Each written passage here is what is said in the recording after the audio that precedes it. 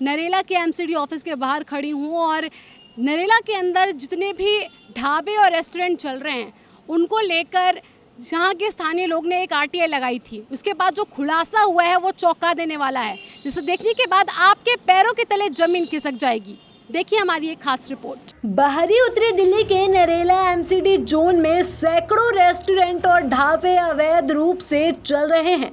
इस बात का बड़ा खुलासा तब हुआ जब एक स्थानीय निवासी ने इस बात का जवाब मांगा, तो एमसीडी जोन के उच्च अधिकारियों के पास से जो जवाब आया वो चौंका देने वाला था। उन्होंने खुलासा किया कि नरेला के एमसीडी जोन के अंदर जो भी रेस्टोरेंट और ढाबे चल रहे हैं अवैध रूप से चल रहे हैं। अगर हम अब बात करें नरेला की, तो नरेला में रेस्टोरेंट मालिकों और ढाबा मालिकों के पास कोई भी परमिट या लाइसेंस नहीं है। फिर भी कई सालों से ये ढाबे और रेस्टोरेंट अवैध रूप से चल रहे हैं। इन पर रोक लगाने वाला कोई भी नहीं है।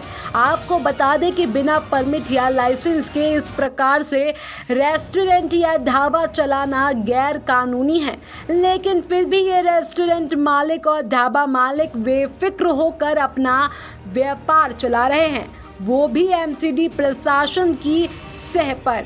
सूत्र तो यहाँ तक बताते हैं कि नरेला के अंदर जितने भी रेस्टोरेंट और ढाबे चल रहे हैं उनकी एमसीडी के सभी उच्च अधिकारियों से साठगांठ है और समय रहते उन सब अधिकारियों की जेब गर्म कर दी जाती है। इस वजह से इन रेस्टोरेंट और ढाबे मालिकों को देखकर सब कुछ अनदेखा कर देते हैं। अगर बात करें दिल्ली की, तो दिल्ली में कुछ समय पहले एक रूह कपा देने वाला हादसा हुआ था, जिसमें एक 2 से 2.5 साल के बच्चे की मिठाई की दुकान के बाहर समोसे तलने वाले की कढ़ाई में गिरने से मौत हो गई थी। अगर हम बात करें अब नरेला की, तो नरेला के अंदर जितनी भी मिठाई की दुकानें और रेस्टोरेंट है उनका भी तंदूर और कढ़ाई रोड से सटे फुटपाथ पर ही सजता है।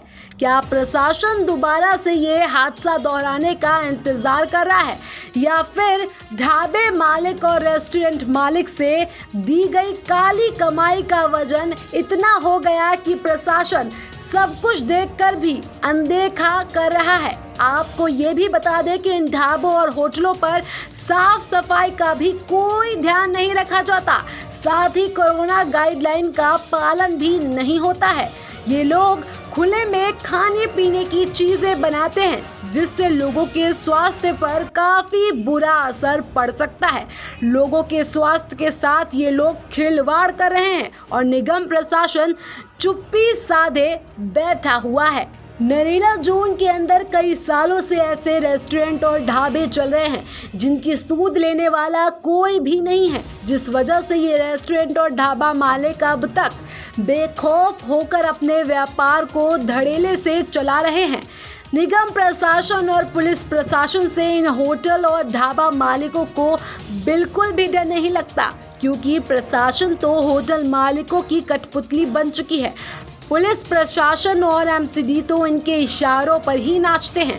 अब देखने वाली बात होगी कि एमसीडी प्रशासन इन रेस्टोरेंट और ढाबा मालिकों पर कोई कार्रवाई करता है या नहीं, ये तो आने वाला समय ही बताएगा।